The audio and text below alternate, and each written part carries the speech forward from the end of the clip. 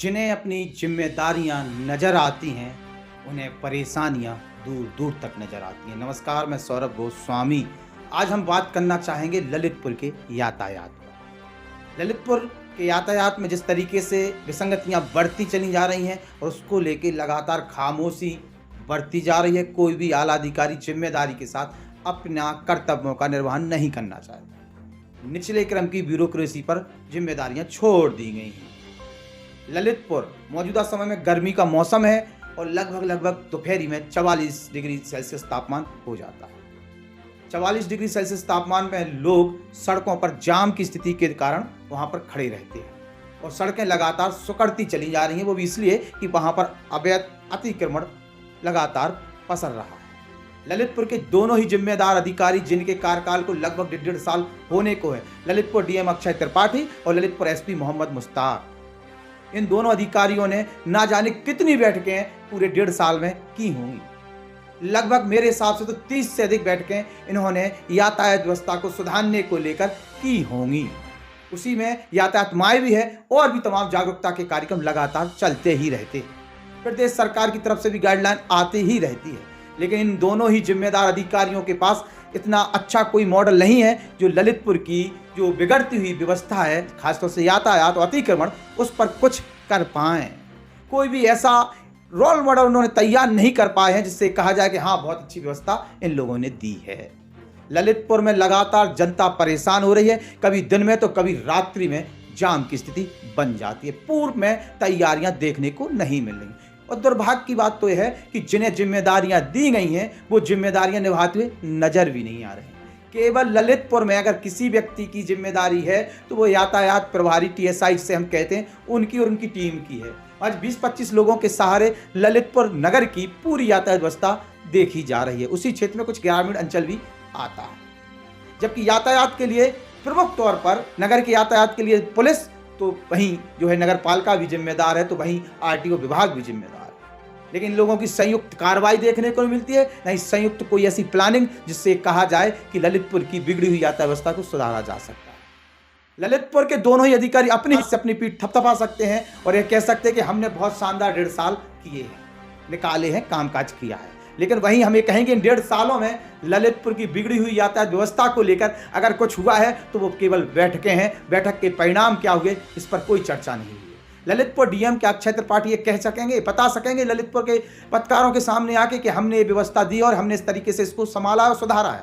कोई भी व्यवस्था 1 महीने तक नहीं चली, अपने आप ही वो दम तोड़ दी। ललितपुर के दोनों ही अधिकारियों को डर किसका है, किसका दबाव है? ललितपुर के नेताओं की तो औकात ही नहीं है कि वो उन्हें दबा पाएं, तो फिर किसका दबाव है? यहाँ के जो अतिक्रमण माफिया है उनका दबाव है या कुछ और? ललितपुर नगर पालिका अपनी जिम्मेदारी निभा रही होती तो आज नगर में इस प्रकार की चीजें नहीं हो रही होती। लेकिन नगर पालिका होर्डिंगों का अतिक्रमण हटाने में लगा हुआ है, क्योंकि शासन की तरफ से विशेष अभियान चल रहा है। लेकिन गर्मियों में जहां 44 डिग्री सेल्सियस तापमान हो रहा है, वहां सड़कों के अगल बगल आपको मोटरसाइकिलें अतिक्रमण करती हुई नजर आ जाएंगी और थोड़ी ही देर में जाम लग जाता है। उसको लेके कोई व्यवस्था देखने को नहीं मिलती है। दिन में अलग समस्या है तो रात्रि में शादी ब्याह समारोह के चक्कर में और ज्यादा समस्याएं खड़ी हो रही हैं। उसको लेके ललितपुर प्रशासन द्वारा कोई पूर्व से तैयारियां नहीं की गई हैं। ना तो 10 बजे के पहले कहीं की जो प्लानिंग की जानी चाहिए कि डीजे नहीं बजेंगे 10 बजे के बाद, तो वो ना कर पाए, और ना ही इनके ऊपर के जो अधिकारी, चाहे डीएम हो, चाहे एडीएम हो, चाहे एसडीएम हो, चाहे सीओ हो, जो भी सर्कल में बैठे अधिकारी हैं, उन्हें जो होमवर्क करना चाहिए था वो होमवर्क नहीं किया गया है। क्या ललितपुर डीएम अक्षय त्रिपाठी कोई एक ऐसी बैठक किए हैं जिसमें डीजे चलाने वाले लोग हों तो शादी घर संचालक करने वाले लोग भी हों? आखिरकार इन शादी घर संचालक वालों के लिए पार्किंग के लिए क्यों नहीं बोला गया है? उनके आसपास जिस प्रकार से शादी घर के सामने जाम लग जाता है उसकी व्यवस्था कौन देखेगा? आखिरकार लगातार बिगड़ती व्यवस्था को लेकर कोई आवाज क्यों नहीं उठा रहा है? ललितपुर के सो कोल्ड समाजसेवी और सो कोल्ड कथाकथित नेता केवल पंगतों में व्यस्त हैं और ललितपुर लगातार अतिक्रमण की और जाम की चपेट में आता चला जा रहा है। ललितपुर के दोनों ही अधिकारियों की जो भी व्यवस्थाएं की गई हैं वो केवल और केवल दिखावे की तरफ इशारा करती हैं। कोई व्यवस्था ऐसी नहीं है जिससे लोग कहें कि हमें राहत मिली है।